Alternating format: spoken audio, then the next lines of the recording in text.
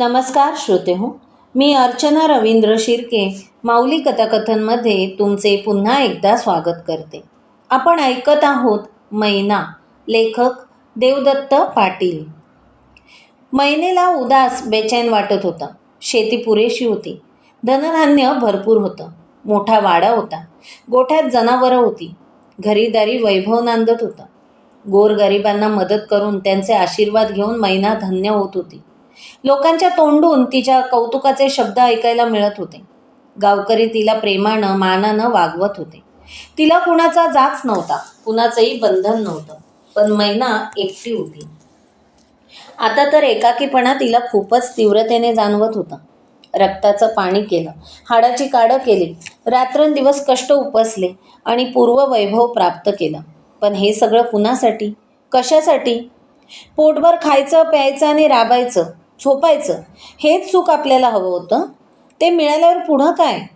पण मैनेला एकदम कसलीशी पोकळी जाणवू लागली. सगळं निरर्थक वाटू लागलं. कसली तरी कमतरता भासू लागली. असाच एक एक दिवस मागं ढकलत जायचं. एक दिवस सगळं सोडून या जगातनं निघून जायचं. इतरांच्या आयुष्यात काही ना काही घडत राहतं. कोणती तरी स्वप्न असतात, आशा आकांक्षा असतात. आपलं आयुष्य मात्र वांझोटच वाटू लागले. एक वाट आणि आपला एकाकी प्रवास. या प्रवासात काही घडायचं नाही. वाट कुठल्या सुंदर स्वप्नात जाणार नाही. निर्जन, उजाड, ओसाड रानातून चालत राहायचं. थकून भुईचार पडेपर्यंत, मातीत मिळून जाईपर्यंत. आपण मरून गेल्याचं कोणाला दुःख वाटणार नाही. कुणी आपल्या मृत्यूनंतर चार आसवं ढाळणार नाही. माणसाचं आयुष्य गोतावळ्यांनी भरून जातं. आपण मात्र एकटीच. आपलं माणूस कुणी नाही, हक्काचं नाही, नात्याचं नाही, रक्ताचं नाही. आपण नवऱ्याकडे जावं का? त्यानं आपल्याला एकदा पेपरातनं नोटीस पाठवली होती. अमुक दिवसात नांदायला आली नाहीस तर हीच सोड चिठ्ठी समज. त्यानं दुसरं लग्न केलं असेल?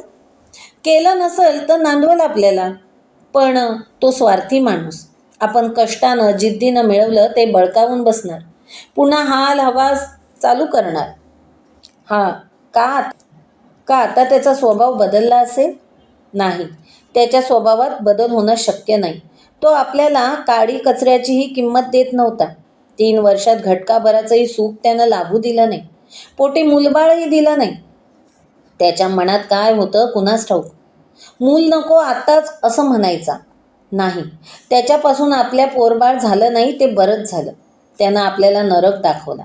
कधी माया केली नाही, प्रेम केलं नाही, नुसतं दुःख दिलं, हाल केले. त्या नवऱ्याचं नाव नको, आता त्याची आठवणही नको. मैना तळमळत होती. कुठल्या कामात मन रमत नव्हतं, गुंतत नव्हतं. जगण्यातला उत्साह चाटून गेला होता. उमेद हरपली होती. रात्र झोप लागत नव्हती. गेल्या 5-6 वर्षात असं कधी घडलं नव्हतं. आपल्याला काय होतंय हे तिला कळत नव्हतं. असं का होतंय समजत नव्हतं. जगायचं कशासाठी आणि कुणासाठी? दिवे लागण्याची वेळ होऊन गेली होती. पण आज बाबरवाड्यातले दिवे लागले नव्हते. मैना आज दिवसभर घरीच झोपून होती. अंग मरगळून आलं होतं. बाहेर पडावंसं वाटत नव्हतं. खोलीत अंधारून आलं तरी ती दिव्याचं बटणं दाबायलाही उठली नाही. जनावर मळ्यातल्या वस्तीवर होते. अलीकडेच तिने एक गडी कामाला ठेवला होता. तोच वस्तीवर राहत होता. जनावरांची उसासभर करीत होता. शेतीची कामं करीत होता. वाड्यात मैना एकटीच होती. मैने, बाहेरून हाक आली. कुणाची हाक?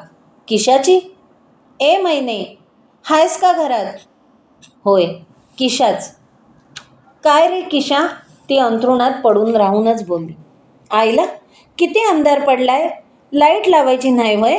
म्हणत त्यानं सोप्यातली लाईट लावली. कुठं आहेस? हितं ये. तिच्या आवाजाच्या रोखानं तो त्या खोलीत गेला. अंधारातच काय करा लागल्यास? झोपले नवं. लाईट लाव, दाराजवळ बटन हाय बघ. किशानं बटन दाबलं. खोली प्रकाशानं उजळून निघाली. त्यानं बघितलं, मैना कॉटवर आजू चादर ओढून झोपले. झोपायला काय झालं ग? ही लक्ष्मी घरात यायची वेळ. उठून बस. कंटाळाच आलाय बघ. का? आजारी आहेस? आजार कसला आलाय? मी सहज बघितलं तर वाड्यात अंधार दिसला. दार तर उघडं होतं. मी म्हटलं बघून यावं कोण आहेत का नाही ते. बस की, म्हणत मैना कॉटवर भिंतीकडेला सरकली. तुझी तब्येत बिघडलेली दिसत्या. ताप आहे का अंगात? नाही रे, मला काय नाही होत. चहा करून आणू का घरातनं? नको रे, तू नुसतं बोलत बस माझ्याजवळ. तुझं काय बिघडलंय कळना झालं या. आठवडा झाला तू कुठं बाहेर दिसली नाहीस. तो कांड्याप्या गडी ठेवल्यास तो सांगत होता, मालकीनबाई 8 दिवस झालं शेताकडं आल्या नाहीत. ते खरंच आहे. सगळ्याचा कंटाळा आलाय बघ मला. जगणं सुद्धा नको झालंय. एवढं जीवाला कंटाळायला काय झालं? अरे, एवढं राब राबवून पैका मिळवला, पण हे कुणासाठी करायचं आणि का करायचं कळना झालंय. अगं, आपण हाय तवर खायचं प्यायचं, सुखात राहायचं. आता आम्ही कर्जे जिंकले, आमची शेती आम्हाला मिळाली, पर कवा? तर बाप मरून गेल्यावर आणि मला बायकोपोटी पोरगा होणार नाही हे कळल्यावर. आता मी बी जमीनदार झालोय, पण हे सगळं कुणासाठी? तेव्हा आपण लई पुढचा विचार करायचा नाही. आपण जिथं हाय तवर राहायचं मजेत, पुढचा विचार नाही करायचा. खरं हाय तुझं बी. लई पुढचा विचार करणं चुकीचंच की. किशा, त्या दिवशी छपरात तू लई वाईट वागलास बघ. ते ते चुकलंच जरा. मन काय ताब्यात राहिलं नाही. खरंच मी तसं करायला नको होतं. पण तुझ्याकडनं घडलं कसं काय? मी अजून तरुण हाय, देखणी हाय म्हणून? अ म्हणजे हायसच की. तुला माझी लई भुरळ पडल्या? तसं नाही, पर खोटं बोलू नको. मी हिरीत पवत होते तेव्हा तू चोरून बघत होतास. छपरात मला मिठी मारलास, माझं मुकं घेतलास. अगं पर त्याची आठवण आता का? मी तुला पाहिजे नव्हं? मैने, असं का बोला लागल्यास? कारण मला बी तू पाहिजेस. तू माझ्या जीवाचा मैत्र आहेस. तुझ्यासाठी मी जीव बी देईन. मग तुला पाहिजे ते मी देणार नाही असं कसं होईल? नको मैने, माझं चुकलंच तवा. तुझं नाही, माझं चुकलं. म्हणत मैना उठली आणि तिनं जवळ बसलेल्या किशाला मिठी मारली. त्याचे मुके घेऊ लागली. किशानं स्वतःला तिच्या मिठीतून सोडवून घेण्याचा प्रयत्न केला, पण तिच्या आवेगाचा झपाटा विलक्षण होता. तिनं त्याला ओढून घेतलं आणि आणि किशाचाही संयम तुटला. दीर्घ काळाची ओढ आणि प्रेमाकर्षण आता मिलन क्षणाशी पोहोचले होते. दोघांच्याही अतृप्त वासना बेबंद होऊन तृप्तीसाठी धडपडू लागल्या. दोन जीव एकत्वात विलय पावण्याचा, आपलं वेगळेपण विझवून टाकण्याचा प्रयत्न करू लागले. तो आपलं पुरुषत्वपणाला लावित होता आणि ती आपल्या स्त्रीत्वाची सार्थकता साधत होती. आपल्या आवडत्या पुरुषाला सर्वस्व अर्पून त्याला असीम सुखाचं भांडार तिनं खुलं करून दिलं होतं. आपल्या आवडत्या स्त्रीच्या पदरात परमोच्च सुखाचं दान टाकण्यासाठी तो आपलं पौरुष राबवित होता. आपल्या प्रिय माणसाला भरभरून सुख देण्यातच आपलं सुख सामावलेलं आहे याचा दोघांनाही अनुभव येत होता. त्या घडीला पाप, पुण्य, चांगलं, वाईट याचा विचार पार पुसला गेला होता. बाकी जगाचं भान नाहीसं झालं होतं. दोघं केवळ देहसुखाच्या डोहात बेभानपणे डुंबत होते. देहसुख इतकं सुखद असतं याचा प्रथमच दोघांनाही अनुभव येत होता. मनोमिलनामुळेच देहमिलन आनंददायक ठरलं होतं. त्या आनंदाच्या देवाणघेवाणीत किती काळ सरला याचं भान राहणं शक्यच नव्हतं. अतृप्तीतून तृप्तीकडे, तृप्तीतून पुन्हा अतृप्ती आणि परत तृप्तीकडून असा प्रवास अखंड चालू होता.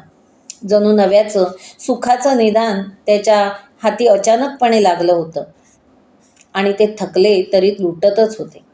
मध्यरात्री एक कुत्रं खोलीच्या दाराशी आल्याचं किशानं बघितलं तेव्हा त्याला भान आलं की आपण दारही लावलेलं नाही. तो घाईने उठला, कपडे करू लागला. तसं मैनेनं त्याच्या गळ्यात हात टाकले. का चाललास? नको जाऊस, मला एकटीला सोडून, ती लाडीकपणे बोलली. नाही जात, पण खुळे, आपण दारं लावली नाहीत. आईला, कुणी आलं असतं तर पंचायत झाली असती. मी बाहेरचा दरवाजा बंद करून येतो. किशा कपडे करून बाहेर गेला. कुत्र्याला हाकलून दरवाजा बंद केला. परत आला. खोलीचं दार बंद केलं. मैनेनं त्याला परत मिठीत घेतलं. अरे, पण तुझ्या घरात वाट बघत असतील की. काय सांगणार तू उद्या? तिनं विचारलं. सांगतो की. मैनेच्या सोबतीला वाड्यातच झोपलो म्हणून. किशा हसत म्हणाला. मी तसं कुणाला नाही भिणार. माझी खरी बायको तूच आहेस. विचारलंच कुणी तर सरळ सांगेन, मैना माझी बायको आहे. शाना आहेस. कोण विचारणार नाही आणि कुणाला काय सांगायची गरज पण नाही. तुला मी लई आवडत होते. तुला मी पाहिजे होते. माझी ध्याई तुला पाहिजे होती. तुला माझं सुख पाहिजे होतं. पुरं होऊस तर तुला सुख द्यायचं ठरवलंय मी. ते पाप असू दे, मला नरक घडू दे, लोक नाव ठेवू देत, मी आता कसला विचार करणार नाही. महिने, आपण लगीन करूया. आई बी म्हणत होती, वंशाचा दिवा लागला पाहिजे. ही दुसरी सून वांजोटी असली तर दुसरी सून आणेन. तिला पसंत पडेल आपलं लगीन. म्हणजे मग लोक बी नावं ठेवणार नाहीत. नाही किशा, तू तुझ्या बायकोबरोबर प्रपंच कर. तिचं पोटपाणी पिकत नाही त्याला ती काय करणार, नशीब तिचं. पण तिला प्रपंचातनं उठवू नको. तिच्या आयुष्याचं वाटोळं करू नको. बाईला नवऱ्याच्या आधाराशिवाय जगणं लई अवघड असतं बघ. तू तुझ्या बायकोला वाऱ्यावर सोडू नको. तेवढ्या वाईट मनाचा मी माणूस आहे का महिने? डॉक्टरानं 2 वर्षामागच सांगितलं तिला काय पोर ह्या जन्मात होणार नाही म्हणून. तरी बी मी तिला काय घालून नाही दिलं.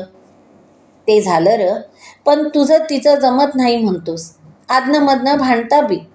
मनं जुळली नाही तर परपंच कसा व्हायचा? तू जरा गोड बोलत जा, तिची खुशी बघत जा. तू चांगलं वागायला लागलास तर ती तुझ्याबरोबर भांडणार नाही. तुझी खुशी ती बघल. तू सांगतेस त्यात चुकीचं काय नाही. पर त्याच्या आईला ती वांजुटी म्हणून आई तिला काय तर बोलत्या आणि मग ती बी चिडत्या, कवा रडतच बसत्या. हे म्हणजे अवघड कोडच झालंय बघ. निस्ता डोसक्याला ताप. ते काय का असना, तू तुझ्या बायकोचा जन्मभर सांभाळ करणार आणि तिला मायेनं वागवणार असं वचन दे मला. हे काय आणि वेगळंच खूळ डोसक्यात घेतल्यास? खूळच आहे ते, पण तसंच व्हायला पाहिजे. माझ्या गळ्यावर हात ठेवून शपथ घे बघू. अगं, पर मी सांगितलं नवं, मी काय तिला सोडत नाही का जाच करत नाही. तुझ्याबरोबर लगीन झालं तरी बी. तू आधी माझ्या गळ्याची शपथ घे. बरं बाई. आईला, तू बी लय हट्टी आहेस बघ, म्हणत त्यानं महिनेच्या गळ्यावर हात ठेवून शपथ घेतली.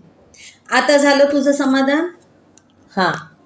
तू जर तुझ्या बायकोला त्रास दिलास तर ध्यानात ठेव, गाठ माझ्याशी आहे. मी नजर ठेवणार आहे तुझ्या परपंचावर.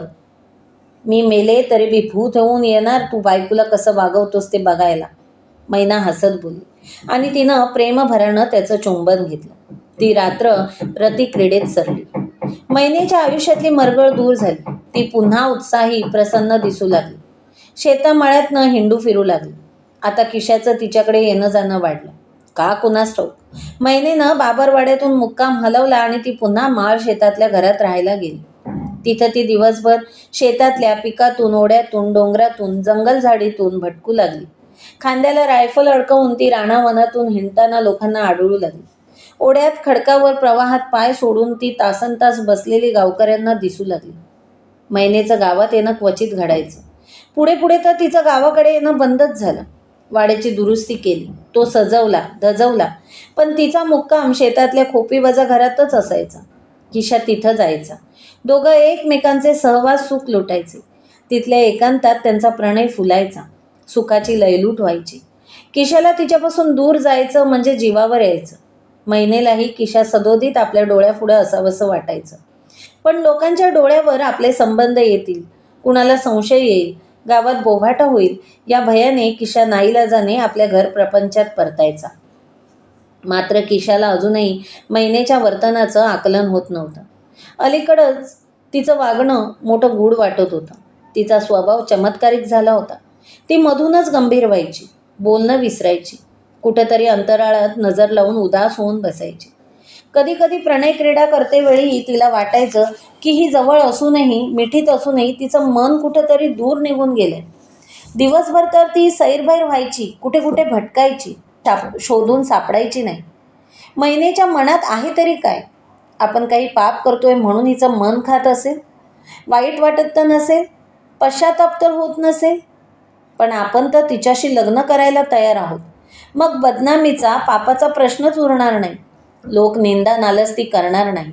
उलट बऱ्याच लोकांना मनापासून वाटतं की मैनेनं दुसरं लग्न करावं, आणि केलंच तर आपल्याशी करायलाही गावकऱ्यांची हरकत नाही. पण मैना लग्न करायला तयार नाही. तिनं आपल्याला हवं ते भरपूर दिलं. लोक काय म्हणतील याची पर्वा केली नाही. पाप पुण्याचा विचार केला नाही. पण ती आपल्याशी लग्न करायला तयार नाही.